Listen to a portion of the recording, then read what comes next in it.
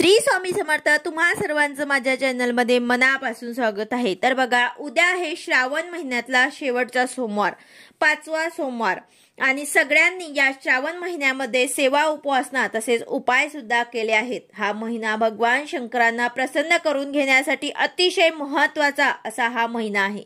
या महिन्यात सर्वांनी सेवा, पारायण, उपवास, उपाय सर्वांनी हे केलेच आहेत। तसेच उद्या 5व्या सोमवारी आपल्याला एक अतिशय प्रभावी उपाय आपल्याला करायचा आहे। आपण प्रत्येक सोमवारी एक तरी बेलपत्र महादेवाच्या पिंडीवर वाहतोच। आता हा उपाय जरी तुम्ही केला असेल तरी सुद्धा तुम्ही उद्या आवर्जून करू शकता। तर तुम्हाला उद्या एक बेल पान वाहिलेलं जे आहे ते आपल्याला उचलून घरी आणायचं आहे।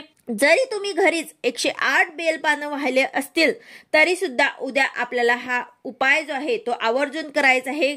घरीच करा, पण जर तुम्ही मंदिरात जाऊन बेलपत्र वाहिले असेल तर तिथून सुद्धा तुम्हाला एक बेलपान जे आहे ते घरी आणायचं आहे। 108 बेलपान आपण शिव अष्टोत्तर नामावली घेत आपण वाहत असतो, तर त्यातलं तुम्हाला एक बेलपान जे आहे ते उचलून घरी आणायचं आहे। याबद्दलची संपूर्ण माहिती मी तुम्हाला आजच्या व्हिडिओमध्ये सांगणार आहे। व्हिडिओ पूर्ण बघा जेणेकरून तुम्हाला संपूर्ण माहिती मिळेल। जर तुम्ही चॅनलवर नवीन असाल तर चॅनलला सबस्क्राइब करायला मात्र विसरू नका आणि व्हिडिओला लाईक करायला मात्र विसरू नका। तर बघा, आपण भगवान शंकरांचे 108 नाव घेवत 108 बेल पान जे आहे ते वाहत असतो। आता जर तुम्ही 4 सोमवारपर्यंत वाहिले नसतील तर उद्या आवर्जून व्हा, आणि जर तुम्ही वाहिले असतील तरी सुद्धा तुम्हाला उद्या 108 बेलपानं जे व्हायचे आहे।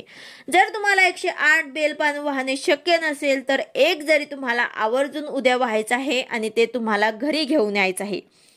आता 108 नाव भगवान शंकराचे घेऊन आपण जे बेलपान अर्पण करत असतो, जर तुमच्याकडे शिव अष्टोत्तर नामावली नसेल तर तुम्ही ओम नमः शिवाय किंवा नमः शिवाय हे म्हणत सुद्धा बेलपान अर्पण करू शकतात।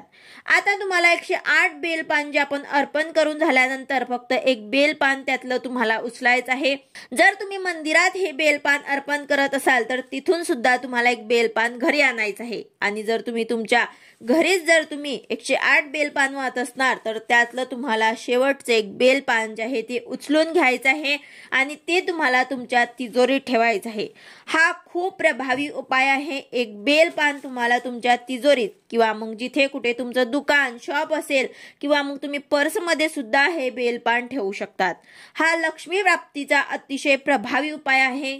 ज्यांना कोणालाही काही सेवा करायला पूर्ण महिनाभर जमलं नसेल त्यांनी आवर्जून हा उपाय शेवटच्या सोमवारी नक्कीच करा। हा उपाय करायला मात्र तुम्ही विसरू नका। आता जर तुम्ही 1 किंवा 11 किंवा 108 बेलपान जरी वाहिले तरी त्यातनं तुम्हाला फक्त एक बेलपान उचलून आपल्या घरात ठेवायचं आहे। आपल्याला माहिती आहे की भगवान शंकराची पूजा हे बेलपान वाहिल्याने पूर्ण होत असते, त्यामुळेच बेलपत्राला भगवान शंकराच्या पूजेमध्ये खूप महत्त्व दिलं गेलं आहे। आता आपण एक बेलपान वाहिलं तरी सुद्धा खूप चांगलं फळ आपल्याला मिळत असतं। तुम्ही जर घरी किंवा शिव मंदिरामध्ये शिवलिंगावर ते 1, 11 किंवा 108 बेलपान व्हायचे आहे आणि एक बेलपान उचलून आपल्याला आपल्या कामाच्या वस्तू जिथे आपण ठेवत असतो, तिजोरी असो किंवा पाकिट असो किंवा दुकान असो, तिथे आपल्याला ठेवायचं आहे। तुम्ही जर हे पाकिटात ठेवलं तर आतमध्ये ठेवा, कारण हे बाहेर ठेवलं तर सारखं त्याला आपला हात लागणार, म्हणून अशा ठिकाणी ठेवा जिथे आपला परत परत हात लागणार नाही। अतिशय प्रभावी उपाय आहे। तसेच लक्ष्मी प्राप्तीचा, त्यासोबत आपल्याला कष्ट सुद्धा करायचे हे, कष्टाला नशिबाची साथ मिळावी यासाठी आपल्याला हे छोटे छोटे काही उपाय करायचे असतात। आपल्याला या पवित्र श्रावण महिन्यामध्ये सेवा सुद्धा करायची आहेत। त्यासोबत असे काही छोटे छोटे उपाय जे केले तर त्यामुळेच आपल्याला लक्ष्मीची प्राप्ती होत असते। तर अशा प्रकारे उद्याचा अतिशय महत्त्वाचा दिवस आहे, शेवटचा 5वा श्रावण सोमवार आहे। जर तुम्ही महिनाभर तुम्हाला काही सेवा करणं शक्य झालं नसेल, उपाय करणं शक्य झाले नसेल तर उद्या आवर्जून हा उपाय करा। व्हिडिओ आवडला असेल तर लाईक करा, शेअर करा, सबस्क्राइब करा। भेटूया अशाच नवीन व्हिडिओ सोबत। श्री स्वामी समर्थ।